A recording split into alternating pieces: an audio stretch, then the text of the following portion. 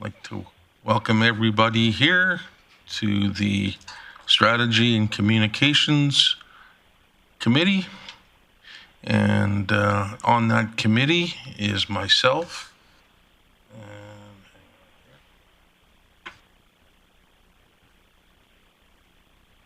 What is it with this? Yeah, I know, but there we go. Myself, Mr. Chris Thiessen, Wendy Bosch, and Mayor Clayton. And I'm looking for someone on the committee to adopt the agenda. I will adopt the agenda as presented, Mr. Chair. Thank you very much. Call for the vote.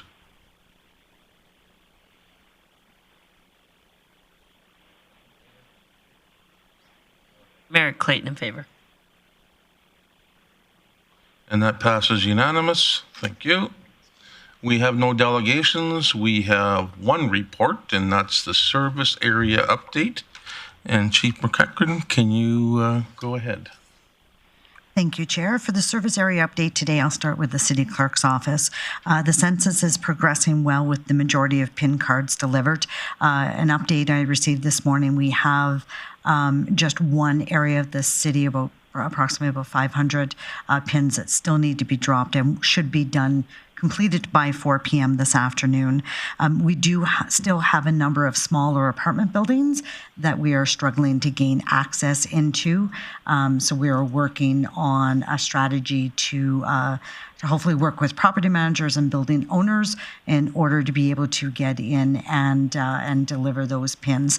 If someone has not received their pin by the end of today, they can call 311 to receive that pin. We did have a slight delay in delivery, in part to do with the air quality on the weekends. So due to health and safety concerns, we were not able to have our enumerators out as long as we had expected.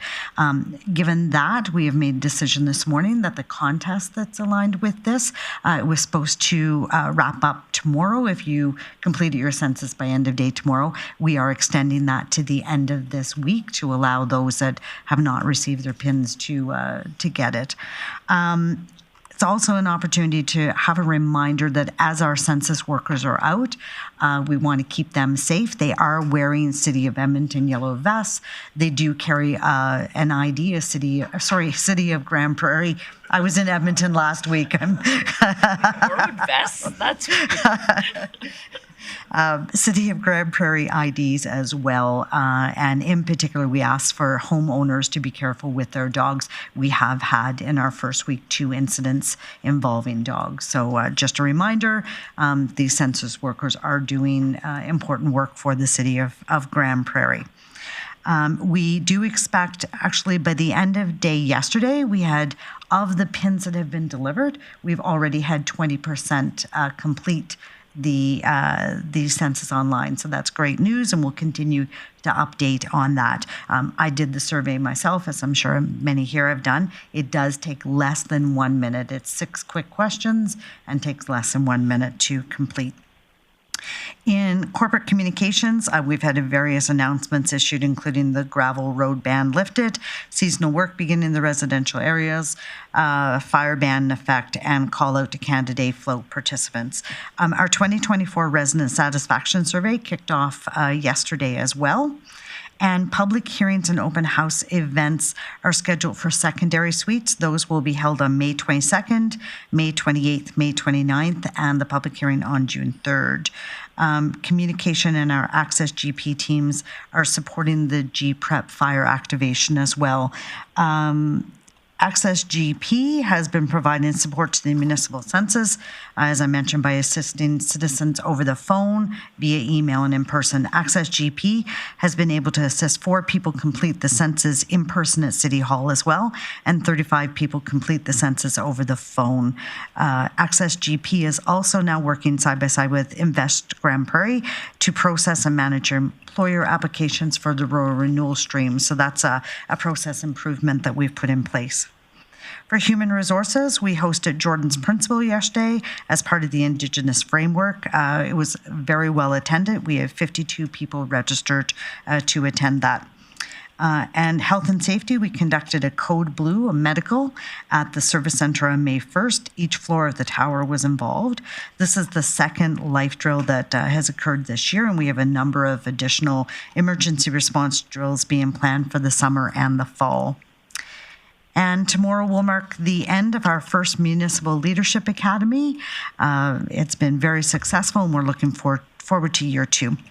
For corporate marketing, GP Grows, Digit had over 900 people attend, extremely well attended. Thank you to Service Credit Union for sponsoring the event. And we launched the campaign calling for the parade, float, and community group applications for Canada Day. Both are open until Friday, June 7th. You can go to cityofgp.com/Canada Day to apply for that.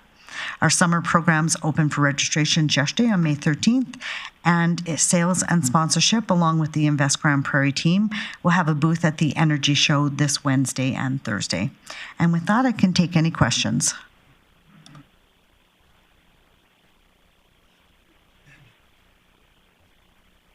All right, thank you very much for that update. Just one more question from me.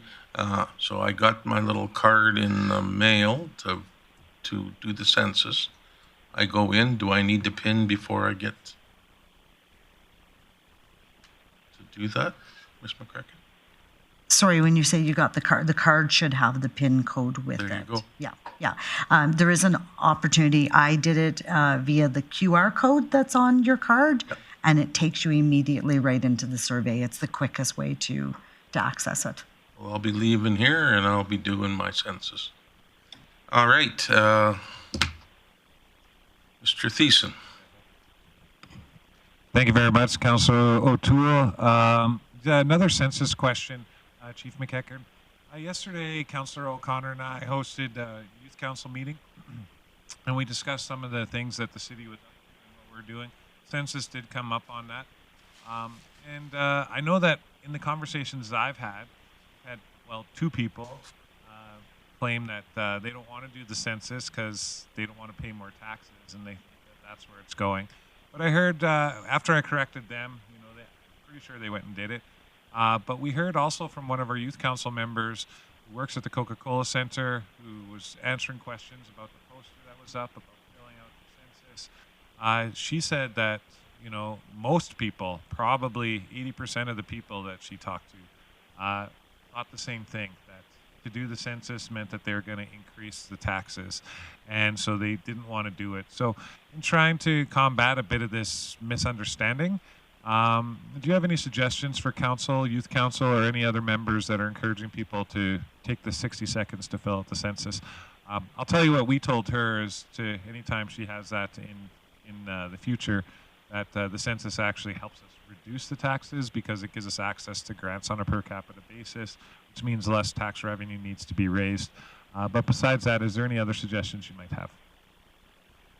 Thank you, through the chair. Yes, you've hit it right on the nail on the head. It is the most important part of doing the census is that it allows us to have a more accurate count so that we are able to apply in particular for provincial grant money, which would assist us. And the more grant funding that we're able to access, the less we would need to rely on municipal taxes. So that is the key message that this census will definitely assist us with.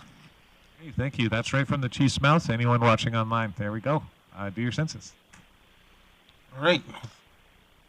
I got no items of correspondence, no other business, no bylaw policy reviews. So we're up at the outstanding items list now. Chief McEachern. Thank you, Chair. Item 1318 was addressed at our last council meeting, so I would recommend that be removed.